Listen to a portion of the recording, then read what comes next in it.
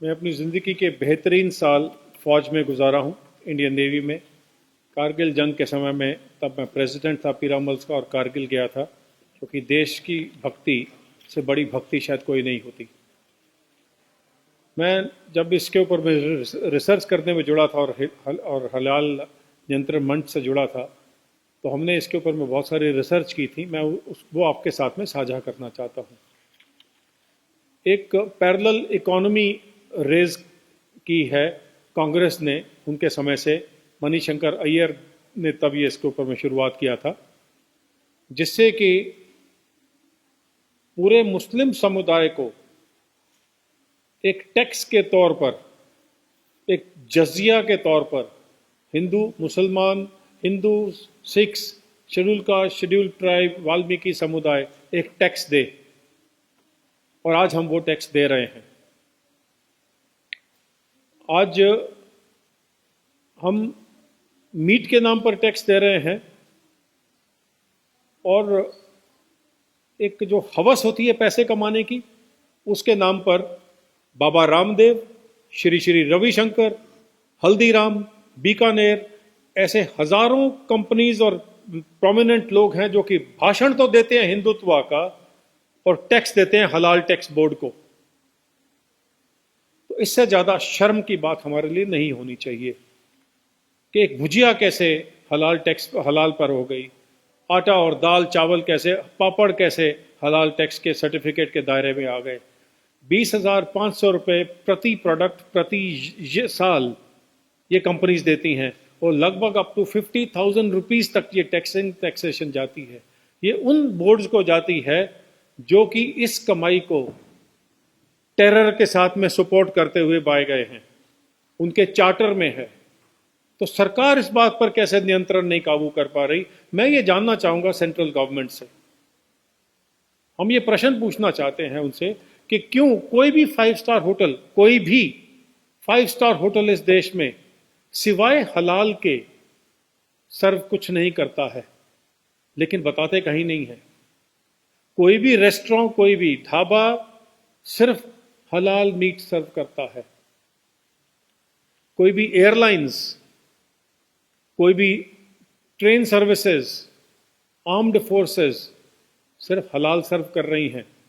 सो 2% radical Muslims Congress के banking से, मैं पूरी अथॉरिटी के साथ में, आपको पर्सनल अथॉरिटी के साथ में कह रहा हूं कि कांग्रेस की बैकिंग से, क्योंकि अपेडा का सरकारी कानून बिना कांग्रेस की सपोर्ट के पुश के आ ही नहीं सकता था। तो ये हम पर थोपा गया है ऑन द स्लाई, बिना बताए। वो जो खाएं वो उनकी मर्जी है, लेकिन एक सिख को, एक हिंदू को, जो कि जिसके मजहब के खिलाफ में है, जिसके धर्म के खिलाफ में है, रहत मर्यादा के खिलाफ में है, आप पंजाब में उसको और बाकी के देशों में कहीं पर भी हलाल खिला रहे हैं बिना उसको बताए।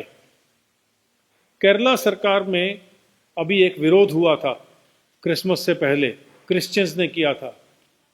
कहा था कि हमें हलाल मीट कैसे सौंपा जा रहा है, कैसे परोसा जा रहा है, और उसको पूरे दम से उन्होंने हटाने की कोशिश की, उस विरोध को शांत करने की कोशिश की। वो पब्लिक डोमेन में आया है, आप पढ़ सकते हैं। ये आज एक इंटरनेशनल इशू बन चुका है। बेल्जियम से, जैसे मेरे कलीग जस्टिस पवन कुमार ने बताया, बेल्जियम में क्या हुआ। ऑस्ट्रेलिया में बैन हो चुका है, यूरोप में बैन हो गया है। स्टन करना एनिमल को कंपलसरी है, क्योंकि आप एनिमल को तड़पता छोड़कर उसको नहीं मार सकते। ये हमारे कानून में है, लेकिन फिर भी उस सारे कानून की बिना देखरेख के, बिना उसको हवा में धज्जियां उड़ा के उसकी, और तो और टिल रिसेंटली जो हमारी जो एक मंदिर है इस देश का, पार्लियामेंट, उसकी कैंटीन में भी हलाल सर्व होता था। तो उनके पीछे पड़े कि ये क्या कर रहे हैं आप। तो जो अभी आए ओम बिरला जी, स्पीकर साहब, उन्होंने उसको हलाल को वहां से हटाया और सिर्फ वेजिटेरियन किया। क्या आपने किसी को बताया वहां पार्लियामेंट में कि आप जो दूसरे समुदाय के लोग हैं वो हलाल खा रहे हैं?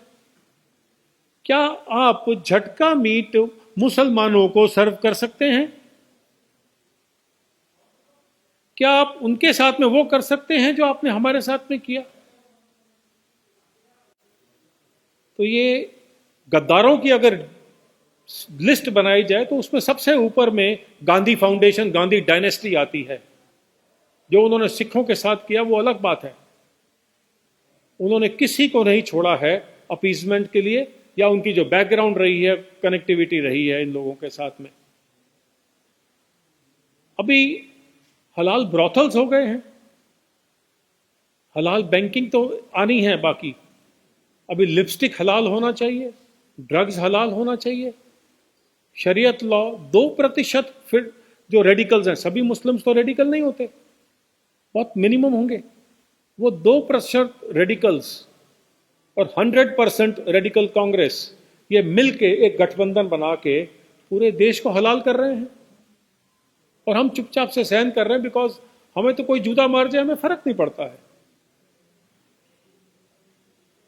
Beat Sikhs, beat Hindus, we have become important, very important, नपुंसक हो चुके हैं, क्योंकि हमें आवाज उठाना अपने ही हक के लिए आता नहीं है।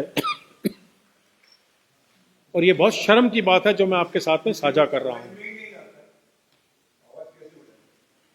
जी, तो समझ में नहीं आता है कि आवाज कैसे उठाएं, आप कहते हैं।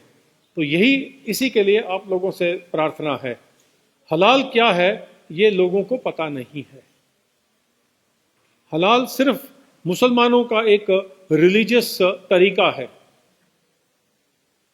वो हिंदू सिखों के धर्म के विरुद्ध है। ये हमें समझ में नहीं आता है। क्यों वैक्सीन हलाल होना चाहिए, क्यों ऐसा कुछ लोग इसके ऊपर में प्रेशर कर रहे हैं? मैं उन देशों से पूछना चाहूंगा, जैसे पाकिस्तान ने बताया था, पीछे उनके बहुत बड़े प्रवक्ता हैं, कि मुसलमानों ने तो एक बॉल पॉइंट की निब तैयार नहीं किया है, वैक्सीन कहां से तैयार करेंगे? अभी कुछ एक कंट्रीज ने बोला है कि जो पोर्क का अगर जेलेटिन है तो वो कोई बात नहीं, उसको चलने दीजिए, इंसानियत को बचाना जरूरी है। ये मुस्लिम देशों ने कहा है, लेकिन उसको मनाने के लिए फंडामेंटलिस्ट को कहां राजी करेंगे? आपने हमारे कॉन्स्टिट्यूशन की धज्जियां उड़ा दी, वो कॉन्स्टिट्यूशन जिसको कि हम अपना माई बाप समझ के चलते हैं। आपने लीगल इश्यूज को दरकिनार कर दिया और हलाल सर्टिफिकेशन की तैयारी कर दी। सो एयर इंडिया के किसी भी जहाज में आप जाइए, आपको एयर होस्टेस सिर्फ मांगने पर हलाल सर्टिफिकेट की फोटो देगी। आप खींच सकते हैं उसको कैमरा से, उस पर लिखा है कि ये फलाने उलेमा ने इस तरह से कलमा पढ़ के और इस तरह से किया है। उसका कलमा पढ़ना बाकी के धर्मों के हिसाब में कहां फिट बैठती है? जब आप, मैं ये क्वेश्चन रामदेव जी से पूछना चाहता हूं, क्योंकि जब भी हलाल सर्टिफिकेट देते हैं तो एक मौलवी उस प्रोडक्शन हाउस में जाता है और वहां बैठकर कलमा पढ़ता है। तो रामदेव जी, पैसा तो आपने अपने लिए तो कुछ नहीं कमाना है, आप तो गेरुए वस्त्र पहन के चलते हैं, कुछ खाते पीते नहीं है, लेकिन कॉन्शियस आत्मा बेच डाली है। ये दुख के साथ कहना पड़ता है। अभी मेकअप का सामान आने शुरू हो गया है, अब उसके ऊपर में डिमांड करते हैं। केरला में मुस्लिम समुदाय ने कहा है कि बिल्डिंग जब बनेगी उसको तभी माना जाएगा जब वो हलाल की बिल्डिंग हो। सीमेंट कब से हलाल हो गया और हराम हो गया? और हलाल आपके लिए जायज है, हलाल बाकी देश के लिए हराम है। और ये मैं सरकार से पूछना चाहता हूं कि हम सारे चुप क्यों हैं, जबकि इसका बिजनेस आज की तारीख में 110,000 करोड़ हो गया है। लगभग 1.5 से 2 करोड़ लोग रोजगार से हटा दिए गए हैं, सिर्फ मुस्लिम समुदाय को बीच में लाया गया है। यह है एक कांग्रेस सरकार की देन पिछले 50-60 सालों में। चलिए, वो तो चले गए, उम्मीद करते हैं कि कांग्रेस मुक्त भारत जल्दी दिखेगा, लेकिन तब दिखेगा जब हम इस हलाल पैरेलल इकोनॉमी को रोक सकते हैं। नहीं तो कसाब को बिरयानी खिलाई इतने साल में, और जितने टेररिस्ट पकड़े जाते हैं उनके लिए सबसे बेहतरीन लॉयर ये जमायत उलमा और जमायत महाराष्ट्र और हलाल टैक्स बोर्ड देते रहेंगे? वो पैसा कौन दे रहा है? आप और मैं। क्या ये इस देश के लिए, जिसको हम बड़े शौक से, गौर से, गर्व से बोलते हैं हिंदुस्तान, जायज़ है? ये प्रश्न आपको उठाना है। मेरे पास और कहने के लिए इसके बारे में और कुछ नहीं है, सिवाय इसके कि हम दोनों, पवन जी और हम, आपके सवालों के कुछ जवाब देना चाहेंगे। आपसे रिक्वेस्ट है कि इसको, अवेयरनेस को क्रिएट करिए, क्योंकि बिना हमें बताए कोई हमें हलाल सर्व करे, ये तो कानून के खिलाफ है। और कानून सिर्फ उतनी ही नींद सोया है जितनी कि हमारी सरकारें। शुक्रिया। आज की